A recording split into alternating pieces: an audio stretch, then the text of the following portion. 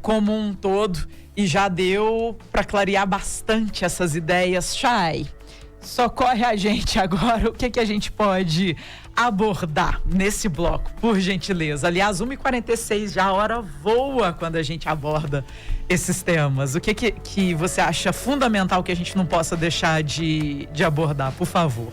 Você falou, Mi, da questão do perigo, né? Sim. E aí a gente entra nessa ausência, que seria aí uma palavra mais do ponto de vista psicanalítico, da falta do pai, né? A falta dessa função paterna. Porque assim, Mi, é importante a gente pensar Sim. que quando a gente está falando de pai ou de mãe, a gente não está necessariamente falando da pessoa, mas de uma função.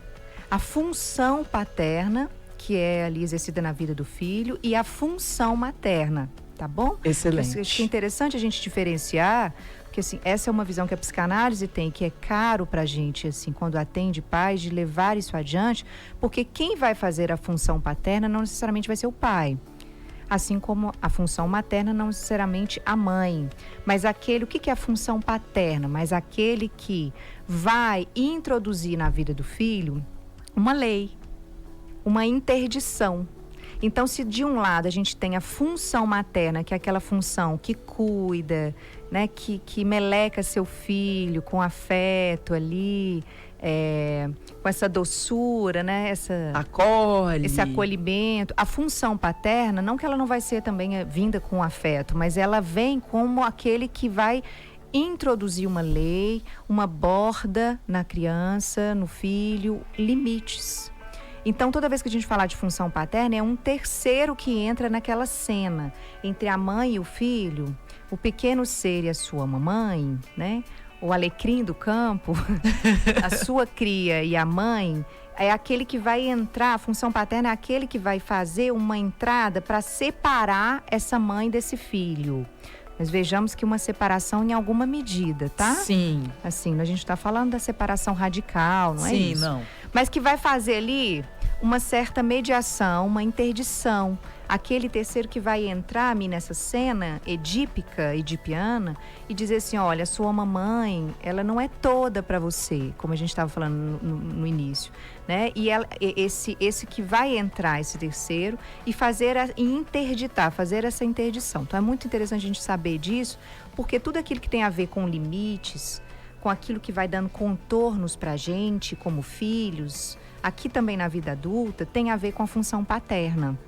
Se ela é bem operada, se tudo der certo, né, essa criança, esse filho vai se tornar um adulto que vai ali ter consequências interessantes na sua vida social, psíquica, como, por exemplo, um adulto que não vai tomar o outro como sempre em dívida com ele, sabe? É aquele sujeito que está ali sabendo resolver as suas questões, se responsabilizando por elas. Então, se tudo der certo, ele vai ter um limite também em respeitar aquilo que é do outro, em saber se separar do outro.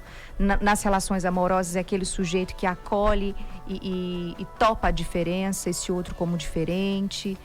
Do contrário, né, se ela não funcionou bem, vai crescer ali um adulto, se tornar um adulto, com uma certa tendência narcisista, sabe, uma palavra tá muito usada agora, às vezes até erradamente, assim, uma tendência abusiva, de abusar os limites do outro, de não saber contornar, fazer esse reconhecimento. E aí é que a gente vai pensar que dentro dessa função paterna, ela pode tanto ser excessiva, quanto ela pode ser extremamente faltante. Faltosa. Por isso que você falou no perigo no bloco passado. Sim. A gente tem um perigo nesses dois lugares que a pessoa topa assumir, né? Então, se a gente tem, por um lado, esse excesso narcísico, Sim. né? Assim, eu lambo a minha cria exageradamente, a partir de uma exigência super egóica em relação a esse filho, ele tem que ser isso, ele tem que ser aquilo, ele tem que responder essas minhas expectativas narcísicas. Se eu acolho excessivamente, isso vai trazer uma consequência para essa criança e para esse filho, vai se tornar adulto futuramente. E aí, excessivamente, então o excesso também de proteção, faz com que esse sujeito não se aproxime do seu desejo, porque vai ter sempre alguém que vai desejar por ele, que vai descobrir, tentar fantasisticamente descobrir o que ele está pensando. Vai tomar a frente de, né? Tomar a frente de. E esse sujeito vai se o quê? Ele vai crescer e se tornar uma pessoa frágil, insegura, que não vai dar conta de se posicionar em relação ao que ele quer, o que ele não quer, né, em relação ao seu próprio desejo. E Uau. aí, por um outro lado, a gente tem o abandono. Então, assim, uma palavra que vem de bando, né? Interessante, porque é uma palavra que vem de bando. O abandono tem a ver com isso, de deixar de pertencer a um bando. E aí o pai, aquele que faz a função paterna, a partir, ou não faz, né? Ou a ausência dela, faz e provoca o que o Jorge Forbes, inclusive, vai chamar de sujeito desbussolado que a gente está vivendo hoje na nossa sociedade. O desbussolado, a bússola não tem um norte, não sabe para onde que vai, como que segue. Segue. Não tem um norte, não tem um referencial simbólico. Então o pai, ou a função paterna, é aquele que traz um referencial simbólico para o filho. A gente escutei um ouvinte dizer, né? Eu lembro do meu pai, ele não está mais presente fisicamente, mas ele está com os valores, né? Com as virtudes, com o que ele ensinou. Esse pai que traz uma referência simbólica. E aí esse pai que falta demais, né? Tanto por uma questão, aí com a morte física é uma outra questão, Sim. mas que vai exigir um trabalho de luto do filho. Mas esse pai que morre-se vivo, né? Que está morto vivo. Ele existe em algum canto por aí, né? Ele existe em algum canto, e o meu ato falho também foi a calhar, que é algum conto, né? Sim. Parece que é algum conto, Sim. ele existe por aí. Sim. Mas isso também traz uma consequência psíquica para esse sujeito, né? Para essa pessoa. Por quê? Porque há como se fosse um desgarramento simbólico. E tem aquele pai que às vezes ele se faz ausente para provocar esse filho. Escuto isso na clínica, como se fosse assim, eu vou te maltratar, eu não vou ser um bom pai. Vou te largar pra lá. Vou te abandonar um pouco, te largar pra lá, mas pra ver assim, pra você ver o meu valor, ou pra você... ver como é que o outro reage. Ou pra eu ter a certeza de que você me ama.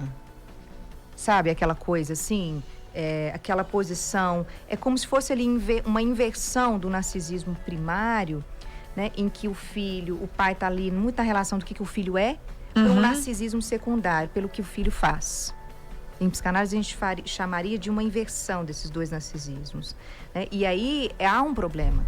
Há um problema por quê? Que aí é como se essa pessoa vai crescer e vai se tornar um adulto com essa ideia de que o outro está sempre em dívida comigo.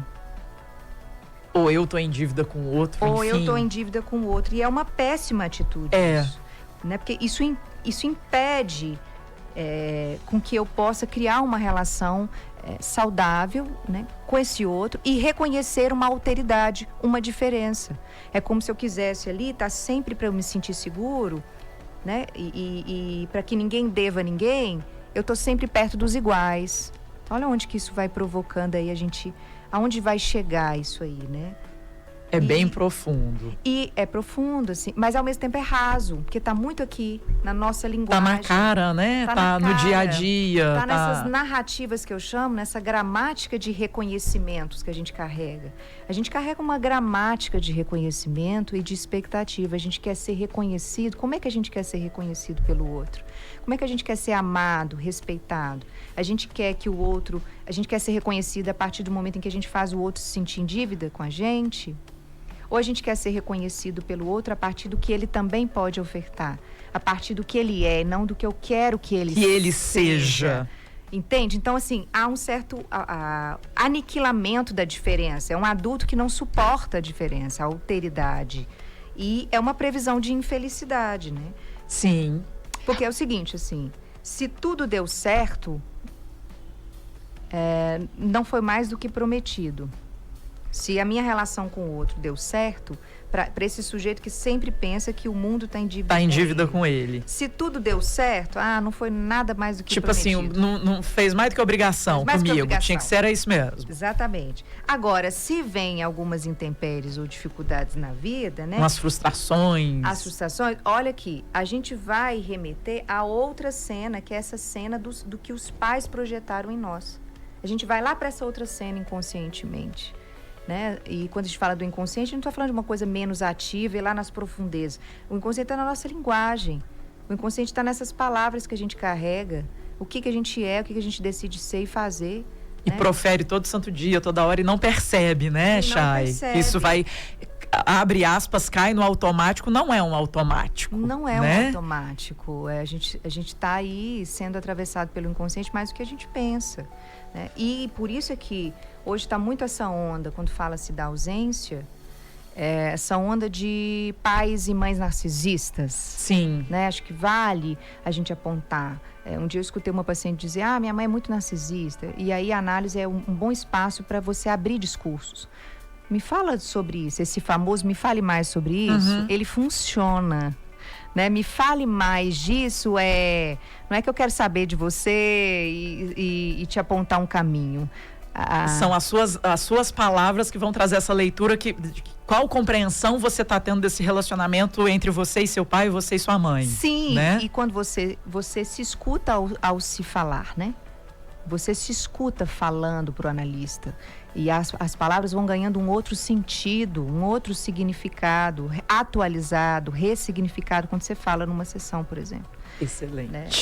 Bom, Chay, eu vou ter que, infelizmente, te interromper, porque já são 1h58, a gente tem aí assunto para mais várias participações. Eu queria fazer um combinado contigo, se for possível. Sim. Da sua próxima vinda aqui a 94 Live, se a gente pode ainda conseguir nesse tema. Vamos. Pode. Topo demais. Vamos Fechou. lá. Pais Adorei. e mães narcisistas. Vamos falar disso. Por favor. A psicanálise pensa aí. Porque o tempo literalmente foi pequeno pra gente hoje. Muita coisa. Muita coisa. Chay, deixa, por favor, para quem está nos acompanhando em 94live.com.br, vai acompanhar também no YouTube, né? Rádio 94 Live, depois em Sistema MPA.